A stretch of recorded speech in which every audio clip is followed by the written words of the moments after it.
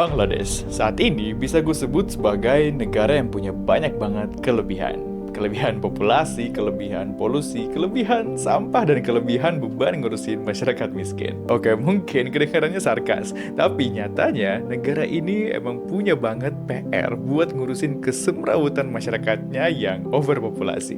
Gimana enggak, jumlah penduduknya aja 173 juta jiwa, atau lebih dari setengah penduduk Indonesia. Tapi wilayahnya cuma sekitar 148 ribu kilometer persegi, atau setara sama luas Kalimantan Barat. Nah, tapi Bangladesh juga punya kelebihan lain yang belum kau sebut, yaitu mereka sekarang punya pembangkit listrik tenaga nuklir. Yang bukan di tahap perencanaan aja, bukan juga di tahap cari vendor atau lokasi, tapi PLTN yang sebentar lagi siap beroperasi. Antara iri, nggak terima, dan nggak percaya. Gimana negara chaos macam Bangladesh berani bangun pembangkit listrik tenaga nuklir atau PLTN? Ngalahin Indonesia yang katanya sedang menuju Indonesia emas. Sebagai info nih, negara yang punya PLTN itu rata-rata negara besar yang udah maju. Kayak Amerika, Rusia, Cina, Prancis, Korea Selatan, Ukraina, ya kan? Kita yang udah ngomongin rencana sejak tahun 1960-an pun nggak jadi-jadi sampai sekarang. Oke lah, langsung aja kita mulai dengan kenapa Bangladesh bangun PLTN. Kalau dilihat dari berbagai pemberitaan di media, alasan utama Bangladesh membangun PLTN diawali karena krisis pasokan listrik yang dinilai menghambat pembangunan dan industri. Di tahun 2000-an, ada sekitar 5% masyarakat Bangladesh yang belum dapat pasokan listrik. Dan tiap tahunnya, jumlah ini meningkat sekitar 7% per tahun. Bayangin, yang nggak kebagian listrik bukannya berkurang, tapi malah bertambah. Masyarakat Bangladesh udah sering ngalamin pemutusan listrik sejak tahun 2004-an. Imbas ekonomi booming yang bikin kebutuhan listrik meningkat drastis. Krisis listrik dikabarkan terus memburuk sampai bertahun-tahun kemudian, karena ada ketimpangan permintaan dan pasokan listrik yang jumlahnya sampai 2000 megawatt per hari, atau sekitar 40% dari produksi harian. Sementara, para ahli berpendapat kalau cadangan sumber energi utama Bangladesh, yaitu gas alam, udah makin menipis dan ditaksir bakal habis dalam waktu 10 tahun. Nah, pertimbangan lainnya, meskipun serem dan dianggap sebagai sumber energi yang punya resiko tinggi, ternyata bikin pembangkit listrik tenaga nuklir itu membutuhkan lahan yang relatif kecil dibandingkan jenis pembangkit energi lainnya. Nuklir juga nggak bergantung sama kondisi cuaca atau waktu tertentu kayak tenaga matahari atau angin, dan bisa menghasilkan jumlah energi yang sangat besar dengan bahan bakar yang sangat sedikit. Lewat pembangunan proyek PLTN ini, pemerintah Bangladesh berharap bisa maksimalin dan mendukung target negara mencapai tujuan pembangunan berkelanjutan di tahun 2030, sekaligus meningkatkan kapasitas ilmiah dan teknologi Bangladesh biar jadi negara maju di tahun 2041. Waduh, sangat optimis ya. Tapi seenggaknya mereka nggak omdo ya, beneran bikin PLTN-nya gitu. Emang seberapa besar sih dampak PLTN buat perekonomian Bangladesh ke depan? Jangan salah, Bangladesh yang dulunya bukanlah Bangladesh yang sekarang. Kalau dulu mereka miskin banget dan bergantung sama pertanian, sampai masyarakatnya banyak yang kelaparan saking miskinnya, sekarang mereka bisa membalikan keadaan lewat industri tekstil dan pakaian. Yes, banyak brand-brand terkenal Amerika maupun Eropa yang made in Bangladesh loh. Sebut aja Calvin Klein, H&M, Gap, Armani, Polo, sampai Hugo Boss. Ternyata pemerintah Bangladesh berhasil menarik investasi asing untuk memulihkan kondisi ekonomi negara. Bahkan Bangladesh sekarang jadi produsen pakaian terbesar kedua di dunia setelah Cina. Kontribusinya adalah sekitar 16% ekspor tekstil di dunia. Sejak tahun 2000-an, industri mereka berhasil tumbuh pesat karena didukung jumlah tenaga kerja yang sangat besar dan ya pastinya murah. Industri ini juga yang berhasil mengurangi separuh kemiskinan dan signifikan meningkatkan produk domestik bruto negara. Tapi masalahnya, industri besar-besaran ini butuh pasokan energi listrik yang besar untuk bisa tetap berjalan lancar dan bahkan terus berkembang. Makanya, pasokan sumber energi ini ke depannya bakal penting banget buat keamanan dan stabilitas ekonomi negara yang bergantung sama industri. Nah, pembangunan PLTN ini bakal jadi investasi besar jangka panjang yang bisa memperkuat industri mereka. Nah, tapi gue tahu, lu dari tadi pasti mikir kan, pembangunan PLTN emangnya nggak bahaya? Bencana nuklir emang pernah kejadian di Chernobyl, Rusia tahun 1986, sama di Fukushima, Jepang tahun 2011. Korban dari Chernobyl ada 31 orang yang tewas di tempat dan mengharuskan evakuasi 68.000 penduduk. Dan karena debunya gak habis-habis, evakuasi terus berlangsung sampai bertahun-tahun kemudian, yang jumlahnya sampai 350.000 orang yang dievakuasi. Kalau di Jepang, penyebabnya adalah karena ada gempa sama tsunami.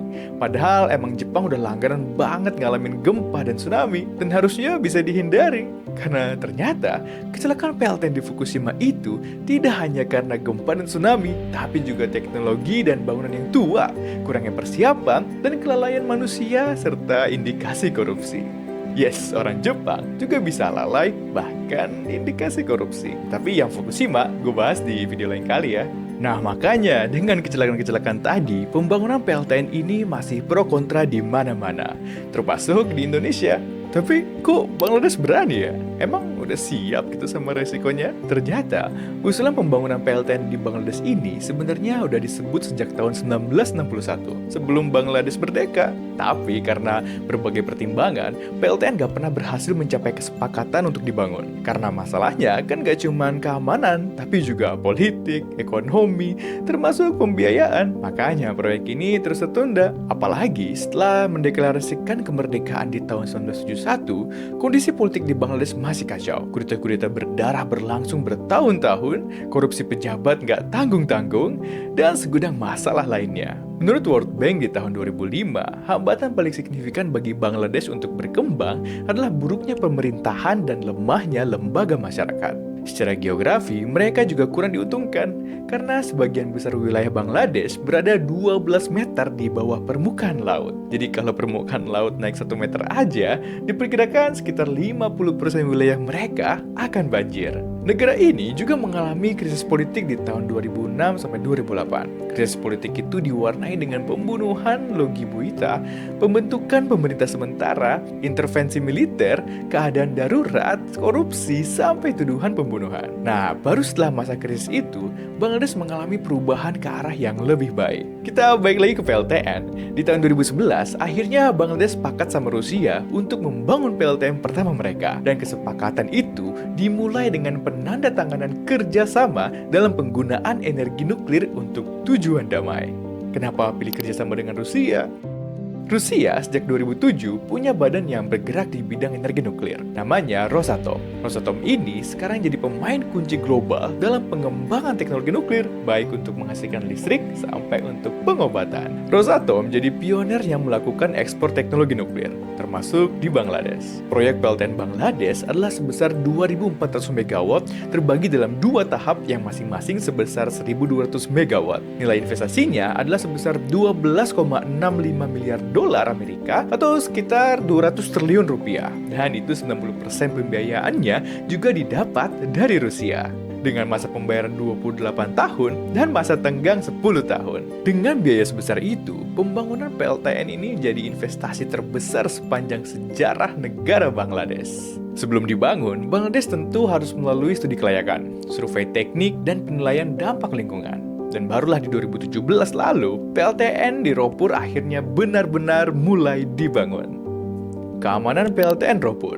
Reaktor yang digunakan PLTN Ropur adalah jenis VVER 1200 yang merupakan generasi terbaru reaktor air bertekanannya Rusia. Desain ini punya fitur keselamatan pasif dan aktif yang canggih, termasuk sistem pendinginan darurat dan penampung inti reaktor. Memiliki beberapa lapisan perlindungan untuk mencegah dan mengatasi kecelakaan nuklir, mencakup penghalang fisik, bangunan reaktor yang kokoh, dan penampung inti reaktor yang kuat untuk mencegah kebocoran radioaktif. Lalu sistem keselamatan aktif, itu sistem pendinginan darurat, sistem injeksi asam borat, dan sistem kontrol reaktivitas untuk mengendalikan reaktor dalam kondisi normal maupun darurat. Lalu sistem keselamatan pasif, yaitu sistem pendinginan pasif yang mengandalkan hukum fisika seperti gravitasi dan konveksi alami untuk mendinginkan reaktor tanpa memerlukan sumber daya eksternal. Pembangkit juga akan diawasi secara ketat oleh Badan Regulasi Energi Atom Bangladesh atau BAERA, dan inspeksi rutin akan dilakukan oleh Badan Tenaga Atom Internasional atau IAEA untuk memastikan kepatuhan terhadap standar keselamatan internasional. Operator PLTN Ropur juga akan menerima pelatihan intensif dan akan ada latihan kesigapan darurat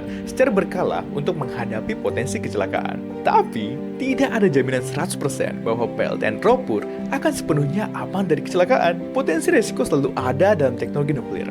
Oleh karena itu, penting bagi Bangladesh untuk terus mematuhi standar keselamatan tertinggi dan melakukan pengawasan yang ketat untuk memastikan keamanan PLTN Ropur.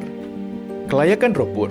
Ropur sendiri adalah sebuah daerah pinggiran yang lokasinya ada di Upazila, Iswardi, distrik Pabna. PLTN Ropur ini dibangun di tepi sungai Padma, sekitar 140 km di sebelah barat ibu kota Bangladesh, Dhaka. Studi kelayakan Ropur itu sangat panjang dan bertahun-tahun lamanya. Analisis kelayakannya sudah dimulai dari tahun 1977 dan di 1988 oleh Lamerin Nasional dan Motor Columbus. Mereka menyatakan kalau lokasi itu secara teknis, ekonomis, dan finansial layak untuk membangkit listrik tenaga nuklir 300-500 MW. Gak berhenti sampai di situ, uji kelayakan dan teknik terus dilakukan sampai akhirnya Ropur memenuhi kelayakan untuk dibangun tidak hanya satu reaktor, tapi 2 reaktor nuklir yang memiliki kapasitas sebesar 2.400 MW atau setara dengan pemenuhan listrik untuk sekitar 15-18 juta rumah. PLTN Ropur ini ditargetkan bakal rampung di tahun 2024 atau 2025. Selama prosesnya, pekerjaan konstruksi sempat terhambat oleh pandemi virus corona,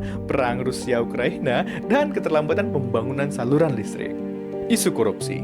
Ya, nggak cuma di Indonesia lah. Setiap ada proyek besar, selalu aja jadi peluang buat pejabat-pejabat nakal buat korupsi, termasuk PLTN Ropur ini. Proyek ini juga sempat diguncang isu korupsi, yang pastinya bikin drop kepercayaan masyarakat ke pemerintah. Walaupun isu ini langsung dibantah sama Rosatom yang bangun. Nah, isu-isu kayak gini bisa banget bahaya kalau memantik emosi masyarakat, karena baru di tahun 2024 kemarin aja, ada kerusuhan besar yang menuntut mundurnya Sheikh Hasina dari jabatan Perdana Menteri yang udah dijabat selama 15 tahun. Lebih dari 400 orang tewas karena kerusuhan itu. Semua perkantoran ditutup dan lebih dari 3.500 pabrik yang melayani industri pakaian yang penting secara ekonomi di Bangladesh ditutup juga demi keamanan. Rosatom dan pemerintah Bangladesh optimis kerusuhan 2024 kemarin gak berdampak pada proyek PLTN ini. Tapi menurut para pengamat, pasti ada kendala-kendala yang perlu menjadi perhatian dan waspada. Karena ketidakstabilan keamanan dan ketegangan politik tentunya bisa menghambat proyek dan inefisiensi, bahkan bisa merusak reputasi Bangladesh di mata internasional,